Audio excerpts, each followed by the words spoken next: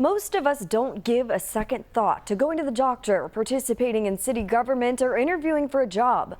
But there's more to each of those tasks than meets the eyes or perhaps the ears. We spoke to a group of people who don't always have such easy access to routine responsibilities.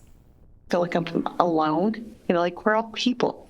Why don't we help the deaf community more? When you go to the doctor, you tell them what's wrong, explain how the pain feels. You trust that your doctor will explain to you the treatment plan and give you specific instructions for taking medications.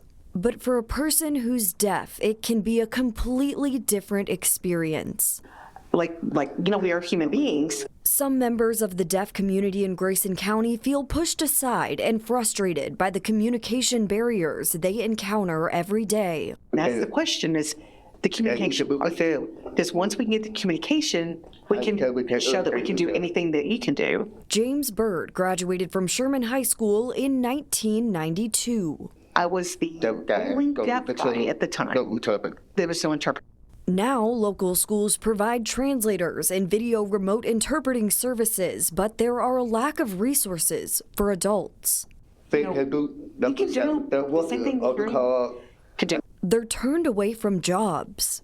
I had asked to look for, a driving job, and I was very insulted. They're like, "Oh, you know how to drive?" Many have to drive to Dallas for medical care and don't have a way to voice their opinions in city government.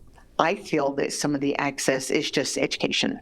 But Paula Bird, an interpreter, says there are resources. I would like to be involved, but I'm motivated, but it's very frustrating. They hope as the county continues to grow, so will the resources for people who are deaf. Work everything out, be a partner, and work things out, making things smoother. It would be nice if that could happen.